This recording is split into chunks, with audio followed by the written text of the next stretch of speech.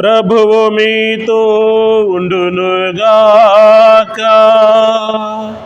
మీ ఆత్మతోను ఉండునుగాక.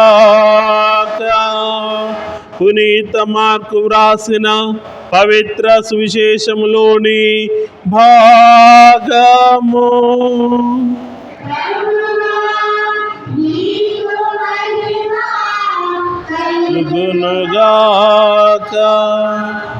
మార్కు శుభవార్త 6వ అధ్యాయము 30వ వచనము నుండి 34వ వచనం వరకు. శిష్యులు యేసు వద్దకు వచ్చి తమ ప్రేషిత కార్యములను బోధలను తెలియజేసిరి. గొప్ప జన సమూహము వారిని చూచుటకై వచ్చుచున్నందున ఆ గురు శిష్యులకు భుజించుటకైనను అవకాశము లేకపోయెను. అందుచే ఆయన వారితో, మీరు ఏకాంత స్థలమునకు వచ్చి కొంత తడవు విశ్రాంతి తీసుకొనుడు అని చెప్పెను. అంతటా వారందరూ ఒక పడవనెక్కి సరస్సును దాటి ఒక నిర్జన స్థలమునకు వెళ్ళిరి.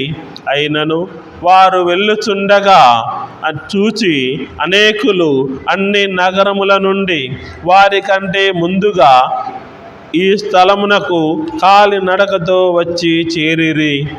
యేసు పడవను దిగి జన సమూహమును చూచి కాపరి లేని గొర్రెల వలెనున్న వారిపై కనికరము కలిగి వారికి అనేక విషయములను బోధింప ఆరంభించెను. ఇది క్రీస్తు సువిశేషము.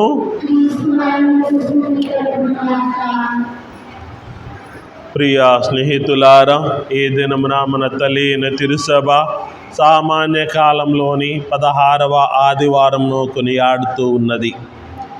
ఈ 16వ ఆదివారంలో యేసు ప్రభు కొంత తడవు విశ్రాంతి తీసుకొనుడు అని తన సన్నిధికి ఆహ్వానిస్తూ ఉన్నాడు. ప్రియ స్నేహితులారా, పోయిన వారంలో మనము యేసు ప్రభు తన యొక్క శిష్యులను అపోస్తులను సువార్త ప్రబోధానికి పంపిస్తూ ఉన్నాడు.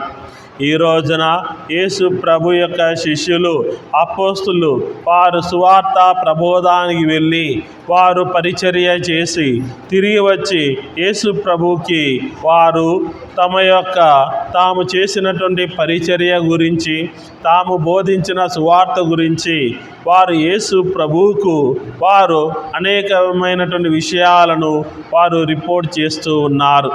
కనుక ప్రియమైనటువంటి స్నేహితులారా, యేసు ప్రభు యొక్క శిష్యులు ఈ రోజున తిరిగి రావడంతో వారు సంతోషంతో తాము చేసినటువంటి పరిచర్యను యేసు ప్రభువునకు బోధిస్తూ ఉన్నారు. ప్రియ స్నేహితులారా, ఏదైనా మొదటి పట్టణాన్ని మనం గమనించిన ఎడల మనం ఇశ్రాయేలు ప్రజలు వారు బాబిలోనియా ప్రవాసానికి వెళ్ళకముందు ఇర్మియా ప్రవక్త అనేక మార్లు వారిని హెచ్చరించారు. ఇదిగో మీరు మంచిగా జీవించండి అని చెబుతూ ఉన్నారు. అయితే సొలొమోను రాజు తర్వాత ఆ ఇశ్రాయేలు రాజ్యము రెండుగా విభజింపబడి దక్షిణ భాగమున యూదా రాజ్యం అని, ఉత్తర భాగమున ఇశ్రాయేలు రాజ్యం అని విభజింపబడినది. అయితే యూదా రాజ్యములో ఆఖరి రాజైనటువంటి సెదేకియా రాజు ఆయన ప్రజలను పట్టించుకోకుండా ఆయన చాలా చులకనగా చూస్తూ ఉన్నాడు. అప్పటికి ఇర్మియా ప్రవక్త హెచ్చరిస్తూనే ఉన్నాడు, బాబిలోను రాజుకు తిరగబడవద్దు, తిరుగుబాటు చేయవద్దు, మరియు ఇతరుల యొక్క సహాయం పొందొద్దు, బాబిలోనియా రాజుకు కప్పం కడతానని లొంగిపోమని చెప్పాడు. అయినా కానీ ఆ యూదా రాజ్యపు రాజులలో చివరివాడైనటువంటి సెదేకియా రాజు ప్రవక్త మాటలు వినకుండా ప్రవక్త మాటలు పెడచెవిన పెట్టి వారు బాబిలోనియా రాజుకు కయ్యానికి కాలు దువ్వినాడు. అయితే దానికి పర్యవసానంగా బాబిలోనియా రాజు నెబుకద్నెజర్ రాజు యూదా రాజ్యం మీద పడి దండయాత్ర చేసి దండెత్తి వచ్చి ఆ ప్రజలను తమ యొక్క రాజ్యానికి బానిసలుగా కొనిపోయినారు. యెరూషలేము నగరాన్ని వాళ్ళు పతనం గావించారు. యెరూషలేము దేవాలయాన్ని తగలబెట్టి మరి వాళ్ళు పతనం చేశారు. ఇక యూదా రాజ్యంలో ఉన్న ప్రజలు ఇర్మియా ప్రవక్త వినలేదు గనుక వారందరూ ప్రవాసంలోనికి పోయారు. అప్పుడు ప్రవాసంలోనికి వెళ్ళకముందు ఇర్మియా ప్రవక్త సిదెకియా రాజును హెచ్చరిస్తూ ఉన్నాడు. దేవుని యొక్క ప్రజలైనటువంటి యూదులను మరియు ఇశ్రాయేలు గోత్రములను చక్కగా చక్కగా పాలించమని ఇర్మియా ప్రవక్త ఈ దినమున మొదటి పట్టణంలో హెచ్చరిస్తూ ఉన్నాడు. అటువంటి హెచ్చరికలను సిదెకియా రాజు ఆయన తూలనాడినాడు, చులకనగా చూసినాడు, పట్టించుకోలేదు, పెడచెవిన పెట్టాడు. కనుక ప్రియమైనటువంటి స్నేహితులారా, కనుక దేవుని యొక్క ప్రజలైనటువంటి ఇశ్రాయేలు ప్రజలను చెదరగొడుతూ ఉన్నారు. వారిని చల్లా చెదరయ్యేటటువంటి విధంగా చేస్తూ ఉన్నాడు. దానికి దేవుడు ఇర్మియా ప్రవక్త ద్వారా ప్రవచనం చెప్తూ ఉన్నారు. మీరు నా ప్రజలను గూర్చి జాగ్రత్త వహింపరైతిరి, వారిని చల్లాచెదరు చేసి ఆవులకు వెళ్ళగొట్టితిరి, కనుక మీ దుష్కార్యములకు గాను నేను మిమ్ము శిక్షించును అని ఇర్మియా ప్రవక్త ద్వారా దేవుడు సిదెకియా రాజును పాలకులను హెచ్చరిస్తూ ఉన్నారు. నా ప్రజలలో మిగిలి ఉన్న వారిని చల్లాచెదరు చేసిన దేశముల నుండి మరలా నేను ప్రోగు చేయుదును. నేను వారిని తిరిగి మాతృదేశానికి కొనివత్తును. వారు పెక్కుమంది పిల్లలను కని అధిక సంఖ్యాకులగుదురు. నేను వారిని సంరక్షించుటకు గాను కాపరులను నియమింతును. వారికి వెరవు నీతి భీతి నుండవు. వారిలో ఎవడు నాశనము కాడు. ప్రభువునైన నా మాట అని దేవుడు చెబుతూ ఉన్నాడు. కనుక మీరు పాలకులై ఉండి ప్రజలను చెల్లాచెదరు చేసినా కానీ ప్రభువుడైన నేను, దేవుడైన నేను, మీరు చెల్లాచెదరు చేసినటువంటి ప్రజలందరినీ తిరిగి నేను ఇక్కడికి తీసుకుని వస్తాను అని దేవుడు వాగ్దానం చేస్తూ ఉన్నాడు. ప్రవక్త ద్వారా ప్రవచనం చెప్పిస్తూ ఉన్నాడు. కనుక ప్రియమైనటువంటి స్నేహితులారా, ఇంకా దేవుడు ఇంకొక మాట చెప్తున్నాడు ఇర్మియా ప్రవక్త ద్వారా. నేను దావీదు వంశము నుండి నీతిగల రాజును ఎన్నుకుని రోజులు వచ్చుచున్నవి. రాజు విజ్ఞానంతో పరిపాలించును. దేశమందంతటా నీతి న్యాయములను నెలకొల్పును. అతని పరిపాలనా కాలమున యూదా భద్రముగా జీవించును. ఇశ్రాయేలీయులు శాంతితో మనుదురు. ప్రభువు మనకు రక్షణము అని అతనికి పేరిడుదురు అని దేవుని యొక్క వాగ్దానము ఇర్మియా ప్రవక్త ద్వారా తెలియడం అవుతున్నది. అనగా యేసు ప్రభువు గురించి ఇర్మియా ప్రవక్త ఈ దినమున మొదటి పట్టణంలో ప్రవచిస్తూ ఉన్నాడు. శాంతి గల రాజు నేను మీకు ఏర్పాటు చేస్తాను. ఇదిగో చల్లాచెదరైనటువంటి ప్రజలను నేను తోడుకొని వస్తాను. నేను యూదా మరి దావీదు రాజు గోత్రము నుండి నేను శాంతి గల రాజును నేను ఎన్నుకుంటాను, నేను అభిషేకిస్తాను, నేను నెలకొల్పుతాను అని దేవుడు వాగ్దానం చేస్తూ ఉన్నాడు. కనుక దావీదు రాజు గోత్రము నుండే, యూదా గోత్రము నుండే నేను రాజును ఎన్నుకుంటాను, అతను విజ్ఞానంతో పాలించును అని యేసు ప్రభు గురించి క్రీస్తు పూర్వము 587 నుండి 597 ప్రాంతంలో ఇర్మియా ప్రవక్త చేసినటువంటి ప్రవచనాలు యేసు ప్రభులో నెరవేరినవి. కనుక ప్రియమైనటువంటి స్నేహితులారా, వారికి ఒక స్థలము లేదు, వారికి ఒక ప్రాంతము లేదు. వారు అందరూ రాజకుమారులు, రాజవంశానికి చెందినటువంటి ఇశ్రాయేలు ప్రజలు, రాజవంశానికి చెందినటువంటి యూదా జాతి ప్రజలందరూ ప్రవాసంలోనికి పోతూ ఉన్నారు. అది ఎంతో ఘోరము. ప్రియమైనటువంటి స్నేహితులారా, సొంత ఇల్లు లేకుంటే మనకు ఎంత అశాంతితో ఉంటామో, మనకు సొంతమైనటువంటివి లేకుంటే ఎంత అశాంతిగా ఉంటామో, మనము సొంతమైనవి మనకు లేనప్పుడు మనం ఎంత సంతోషంగా ఉంటామో మనకు అర్థమవుతుంది. ఆకలైనప్పుడు మనలో శాంతి ఉంటుందా? మనలో సంతోషం ఉంటుందా? ఉండదు. ఆకలి తీరాలన్నటువంటి ఆశ ఉంటుంది కనుక నాకు సొంతం ఉండాలని మనం అనుకుంటూ ఉంటాము. అదే మనం జోబులో డబ్బులు లేవనుకో శాంతితో ఉంటామా? మనకు సంతోషంగా ఉంటుందా? ఉండదు. ఎవరికి ఉండదు. జోబులో డబ్బులు లేకుంటే కడుపు కాలుతూ ఉంటే ఎవరికి శాంతి ఉండదు. అలాగే సొంత ఇల్లు లేకున్నా, సొంత రాజ్యము లేకున్నా, సొంత నాది అనేది లేనప్పుడు ఎలా శాంతితో ఉంటారు? సొంత రాజ్యము లేదు, సొంత రాజు లేడు, ఇతరుల పరిపాలన కింద అన్య దేశములో అన్యుల మధ్య జీవించడం అంటే వారు ఎంతో బాధపడి ఉన్నారు. అటువంటి వారికి దేవుడు ఏమని చెప్తున్నాడు? ఇదిగో నేను శాంతితో ఇశ్రాయేలు ప్రజలను పాలించేటటువంటి రాజుని ఎన్నుకుంటాను. నేను ఆ రాజు యొక్క పరిపాలనలో అందరూ భద్రముగా ఉంటారు, వాళ్ళందరూ శాంతితో ఉంటారు అని దేవుడు చెప్తున్నాడు. అప్పుడు ప్రజలు ఏమనుకుంటున్నారు? ప్రభువు మనకు రక్షణము అని పేరిస్తారు అని దేవుడు ఇర్మియా ప్రవక్త ద్వారా వాగ్దానం చేస్తూ ఉన్నారు. కనుక ప్రియ స్నేహితులారా, మనకు విశ్రాంతి కావాలి. విశ్రాంతి ఉన్నప్పుడే మనకు శాంతి కలుగుతుంది. పని చేసి వచ్చి ఇంట్లో కూడా లొల్లి ఉందనుకో మనిషికి ఇంకేమైనా శాంతి ఉంటుందా? అసలే ఉండదు. అలసిపోయి వచ్చినటువంటి వారికి విశ్రాంతి కావాలి. విశ్రాంతి ఉంటేనే శాంతి ఉంటుంది. అలసిపోయి వచ్చిన వాడికి ఇంకో పని చెప్పినామనుకో అప్పుడు శాంతి కాదు కదా, మొత్తం ఇల్లంతా ధ్వంసం అవుతుంది. కనుక ప్రియమైనటువంటి స్నేహితులారా, మనకి ఈ రోజున వాళ్ళు చల్లా చెదరైనటువంటి ప్రజలందరినీ తమ రాజ్యానికి తోడుకొని వస్తాను, యూదా రాజ్యానికి నేను తోడుకొని వస్తాను అని దేవుడు చెప్తున్నాడు. ఇప్పటికీ ఇశ్రాయేలు ప్రజలు మన పాలస్తీనా దేశాన్ని చూసిన ఎడల అక్కడ యెరూషలేము నగరానికి ప్రపంచంలో ఉన్నటువంటి యూదా గోత్రానికి చెందినటువంటి ప్రజలు వారు తిరిగి యెరూషలేము నగరానికి పాలస్తీనా దేశానికి తిరిగి వస్తూ ఉన్నారు. కనుక ప్రియమైనటువంటి స్నేహితులారా, యూదా గోత్రానికి చెందినటువంటి వాళ్ళందరూ పాలస్తీనాకు తిరిగిపోతూ ఉన్నారు. ప్రపంచంలో ఉన్నటువంటి యూదా గోత్రికులు ఇశ్రాయేలు ప్రజలు వారు మరలా తిరిగి ఇదిగో మేము యూదా గోత్రానికి చెందినటువంటి వారము, 12 గోత్రాలు చెందినటువంటి ఇశ్రాయేలు ప్రజలమని వారు చెప్పుకొని ఇంకా మేము ఆనాటి ఆచారాలను, ఆనాటి పద్ధతులను, ఆనాటి సంప్రదాయాలను మేము కొనసాగిస్తున్నామని చెప్పుకొని ఇప్పటికీ తిరిగిపోతూ ఉన్నారు.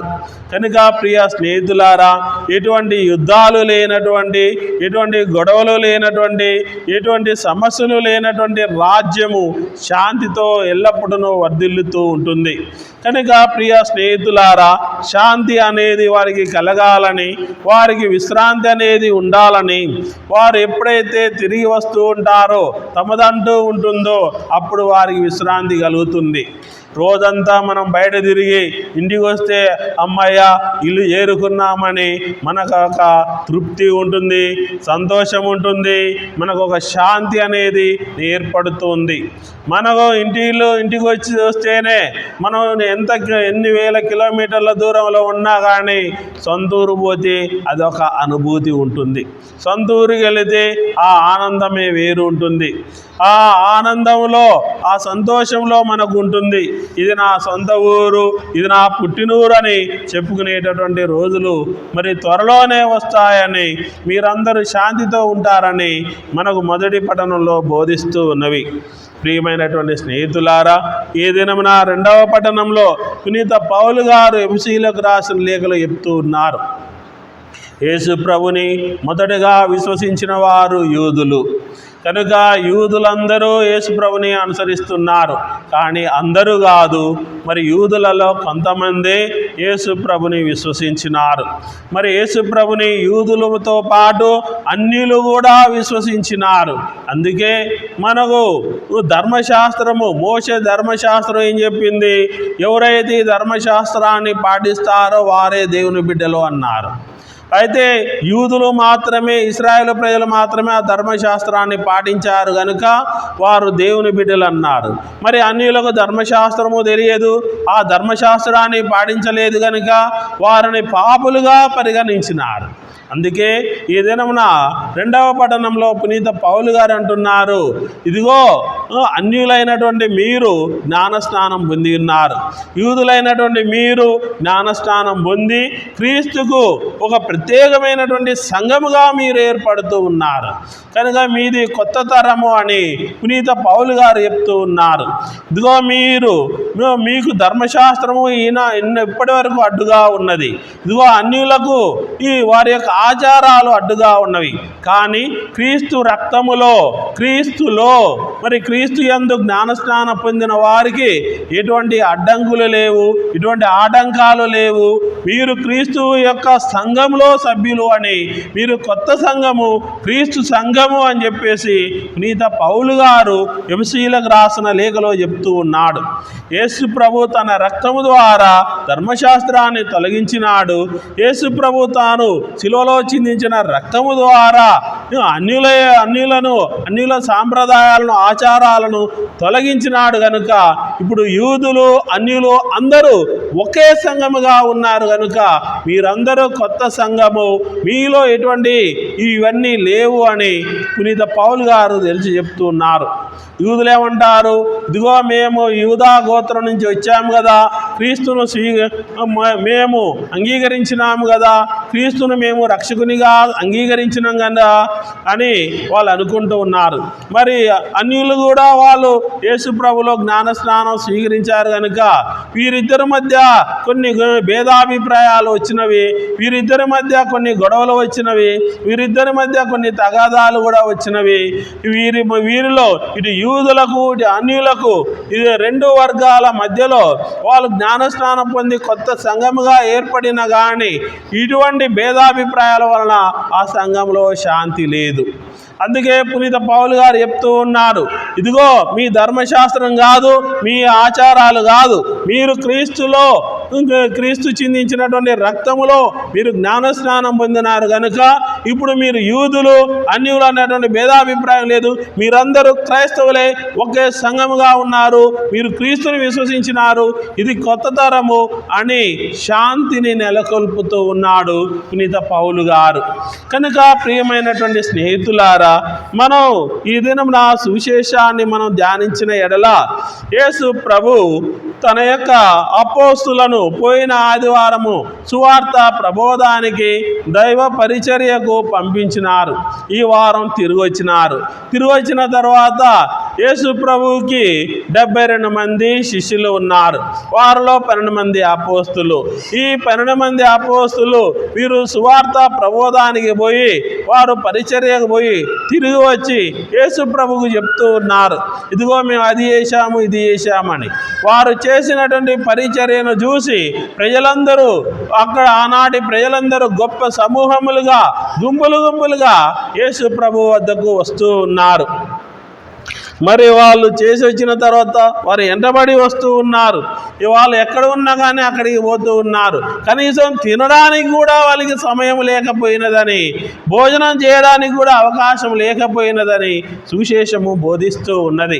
అంటే యేసు ప్రభు వెనకాల అంతమంది ఎంటబడుతూ ఉన్నారు. అప్పుడు వారు అలసిపోయి వచ్చారు కనుక యేసు ప్రభు అంటున్నాడు, మీరు ఏకాంత స్థలమునకు వచ్చి కొంత తడవు విశ్రాంతి తీసుకొనుడు అన్నారు. విశ్రాంతి అంటే ఏమిటి? మనం యేసు ప్రభు విశ్రాంతి అంటున్నాడు. విశ్రాంతి అంటే మనం నిద్రపోతాము, లేస్తాము. మనలో ఎన్నో కంపరాలు ఉంటవి, మన ఆలోచనలు ఎన్నో ఉంటవి.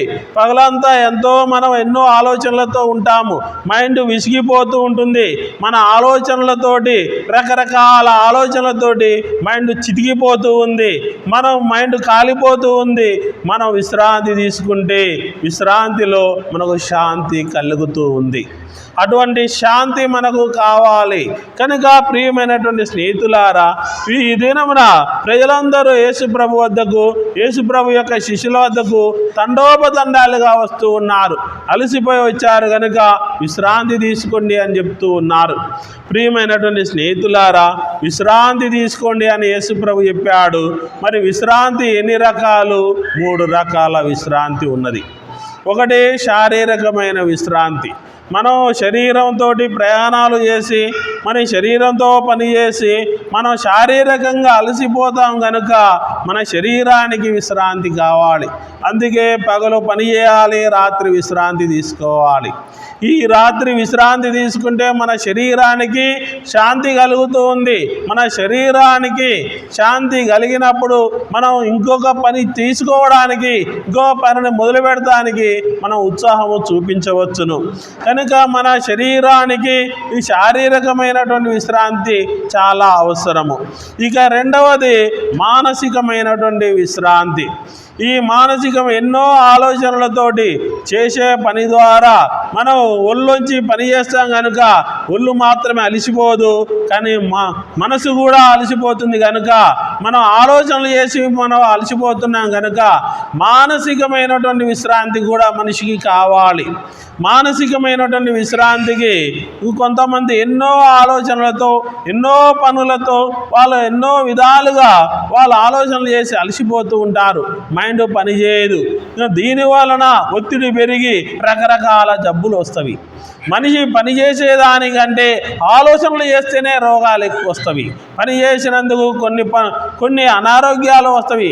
రోజు పని చేస్తే శరీరానికి చెయ్యి ఇరగడమో, కాలు ఇరగడమో, నడుము ఇరగడమో ఏదో ఒకటి ఇరుగుతుంది. కాబట్టి శారీరకమైన విశ్రాంతి ఎలా అవసరమో మన ఆలోచనలు చేసేటటువంటి మనసుకు కూడా విశ్రాంతి కావాలి. మానసికమైనటువంటి విశ్రాంతి కావాలి. మనం అనేకమైన విషయాల గురించి ఆలోచన చేస్తాం కనుక ఆలోచనల ద్వారా శారీరకమైనటువంటి రోగాల కంటే మానసికమైనటువంటి రోగాలు ఎక్కువగా వస్తూ ఉంటవి. కనుక ప్రియ స్నేహితులారా, మనుషులకి మానసికమైనటువంటి విశ్రాంతి చాలా అవసరము. ఆ మానసికమైనటువంటి విశ్రాంతి ద్వారా చాలామంది ఆ మానసికమైన విశ్రాంతి కోసము, ఈ యొక్క ఆలోచనలను కట్టుదిట్టం చేయడం కోసము, ఆలోచనలను కంట్రోల్ చేయడం కోసము చాలామంది ధ్యానం చేస్తూ ఉంటారు. ఆ ధ్యానం ద్వారానే అనేకమైనటువంటి ఆలోచనలు వారు అరికట్టగలుగుతారు. మానసికమైన ప్రశాంతత వారు పొందుతూ ఉంటారు. కనుక ప్రియమైనటువంటి స్నేహితులారా, ముఖ్యమైనది 3వ విశ్రాంతి కావాలి. ఆ 3వ విశ్రాంతి ఏమిటంటే ఆధ్యాత్మిక విశ్రాంతి కావాలి. మనిషికి శారీరకమైన విశ్రాంతి ఎంత అవసరమో, మానసికమైనటువంటి విశ్రాంతి ఎంత అవసరమో, ఆధ్యాత్మిక విశ్రాంతి కూడా అంతే అవసరము. మన ఆత్మ రక్షణ పొందాలి. మనం అన్ని పనులు చేస్తుంటాం, పుణ్యం సంపాదించుకోవాలి. మనం ఈ పుణ్యాన్ని సంపాదించుకోవాలంటే మనకు ఆధ్యాత్మికమైనటువంటి విశ్రాంతి కావాలి. మనం ఈ లోకంలో మనుషులతో పనిచేస్తూ ఉంటాము, పరిస్థితులతో పనిచేస్తుంటాము, మనం ఇతర ప్రకృతితో పనిచేస్తాము. కానీ దేవునితో కూడా పని చేయాలి, దేవునితో కూడా మనం ఉండాలి. దానినే మనం ఆధ్యాత్మిక విశ్రాంతి అని మనం పిలుస్తూ ఉంటాము. దానినే భక్తిగల విశ్రాంతి అని అంటూ ఉంటాం. దేవునితో మనం గడపడము, దేవునితో ఉండడము, దేవునికి సమయాన్ని కేటాయించడము, దేవుని స్తుతించడము, ఆరాధించడం ద్వారా మన యొక్క ఆత్మ సంతోషపడుతూ ఉంది. కనుక మన ఆధ్యాత్మికమైనటువంటి విశ్రాంతి అందరికీ కావాలి. లేచిన దగ్గర నుంచి రోజు మనం పని చేస్తూనే ఉంటాము, శారీరకమైనటువంటి పని చేస్తూనే ఉంటాము, మానసికమైనటువంటి పనులు చేస్తూనే ఉంటాము. మన ఆత్మ కూడా పని చేస్తుంది. ఆ ఆత్మ కూడా విశ్రాంతికి కావాలి. అటువంటి విశ్రాంతి తీసుకోమని ఈ దినమున యేసు ప్రభు తన శిష్యులకు చెప్తూ ఉన్నారు. ఇదిగో నా దగ్గరకు వచ్చారు కదా, ఇదిగో మీరు విశ్రాంతి తీసుకోండి. ఇదిగో తన శిష్యులకు చెప్తూ ఉన్నారు, ఇదిగో మీరు వెళ్ళారు, సువార్త ప్రబోధం చేశారు, పరిచర్య చేశారు, మీ యొక్క శరీరాలు మళ్ళీ మీ యొక్క మనస్సులు మీ యొక్క ఆత్మలు శ్రమపడినవి కనుక కొంత తడవ విశ్రాంతి తీసుకోండి అని యేసు ప్రభు పిలుస్తూ ఉన్నారు. కనుక ప్రియ స్నేహితులారా, మనకు ఆధ్యాత్మిక విశ్రాంతి అనేది మనకు చాలా అవసరము. మనం ఈ యొక్క ఆధ్యాత్మిక విశ్రాంతి గురించి మనకు ఈ దినమున యేసు ప్రభు చెప్తూ ఉన్నాడు. అందుకే మనకు బైబిల్లో 7వ రోజును సబ్బాతు దినం అని పిలుస్తూ ఉన్నారు. సబ్బాతు దినం అంటే విశ్రాంతి దినము. ఈ విశ్రాంతి దినము ద్వారా మనకి శాంతి నెలకొల్పుతుంది, మనిషిలో శాంతి ఏర్పడుతుంది. ఇక ముందు రోజుల్లో ఇంకెక్కువ పనిచేయడానికి కూడా ఈ విశ్రాంతి అనేది, శాంతి అనేది ఉపయోగపడుతూ ఉంది. కనుక ప్రియమైనటువంటి స్నేహితులారా, విశ్రాంతిలో మనం అన్నీ మర్చిపోతాము. మనిషి విశ్రాంతి తీసుకున్నప్పుడు మనకు విశ్రాంతిలో అన్నిటినీ మర్చిపోతూ ఉంటాము.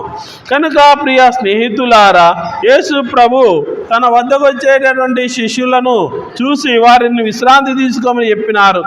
అయినా కానీ ప్రజలు తండోపతండాలుగా రావడంతో యేసు ప్రభు ఆ ప్రజలను చూసి కాపరి లేని గొర్రెల వలెనున్న వారిపై కనికరము కలిగి వారికి అనేక విషయములను బోధింప ఆరంభించెను.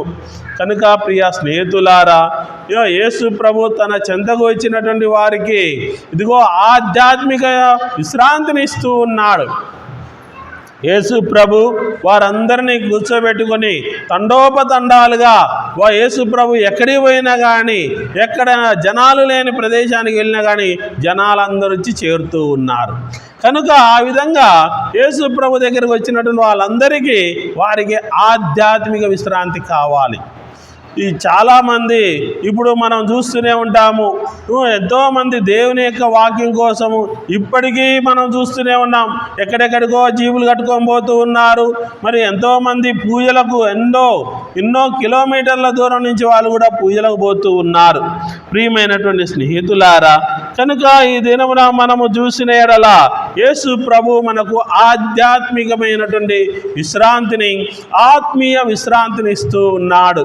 ఈ ఆత్మీయ విశ్రాంతి మనకు చాలా అవసరము. మనము బండిలో పెట్రోల్ పోస్తే బండిలో అన్ని భాగాలు ఉన్నా కానీ పెట్రోల్ లేకుంటే బండి నడుస్తుందా? నడవదు. ఇంధనం లేకుంటే బండి నడుస్తుందా? నడవదు. అలాగే ఈ శరీరానికి, మనకు శరీరంలో అన్ని అవయవాలు ఉన్నా కానీ ఆత్మ అనేటటువంటి ఉంటే ఆత్మీయ విశ్రాంతి అనేది చాలా అవసరము. ఎంత బండి అయినా కానీ విశ్రాంతి అవసరమే. అది మనుషులు తయారు చేసిన వాహనమైనా కానీ, ఇంకా కంపెనీలు చేసిన వాహనాలైనా కానీ, ఇంకా మెషిన్లు చేసినటువంటి వాహనాలైనా కానీ, రోబోలు తయారు చేసినటువంటి వాహనాలైనా కానీ, ఏ వాహనమైనా కానీ ఆ వాహనానికి విశ్రాంతి కావాలి. కనుక విశ్రాంతి ఉంటేనే మనకు బండి నడుస్తుంది. మన బతుకు బండి బాగా నడవాలంటే మనకు ఆత్మీయ విశ్రాంతి చాలా అవసరము. ఈ ఆత్మీయ విశ్రాంతి ఎంతగా ఉంటే మనం ఈ లోకంలో అంతగా మనము శక్తివంతంగా ఎదగగలుగుతాము. కనుక ప్రియమైనటువంటి స్నేహితులారా, యేసు ప్రభు విశ్రాంతి తీసుకొనుడు అని తన శిష్యులకు చెప్పి ప్రజలకు ఆధ్యాత్మికమైనటువంటి, ఆత్మీయమైనటువంటి విశ్రాంతిని ఇస్తూ ఉన్నాడు. కనుక మన ఆత్మలు మనకు విశ్రాంతిని పొందుతూ ఉన్నవి. ఆత్మలు విశ్రాంతి పొందితే మనలో ఆధ్యాత్మికమైన విశ్రాంతి ఉంటే మనకు శారీరకమైన విశ్రాంతి కలుగుతుంది, మానసికమైనటువంటి విశ్రాంతి కలుగుతూ ఉంది. మనలో ఆధ్యాత్మికమైనటువంటి విశ్రాంతి, ఆత్మీయమైనటువంటి విశ్రాంతి లేనప్పుడు మనకు ఇక ఏ విశ్రాంతి కూడా మనకు అందదు. కనుక ఈ లోకంలో మనం జీవించాలంటే మనకు ఆధ్యాత్మిక విశ్రాంతి చాలా అవసరము, ఆత్మీయ విశ్రాంతి చాలా అవసరం. మనం ఎల్లప్పుడూ ఆత్మీయమైనటువంటి విశ్రాంతిని పొందడానికి ప్రయత్నం చేసి ఎల్లప్పుడూ దేవునిలో సదా జీవించుదాము. ఆమేన్. అందరము లేచి నుంచొని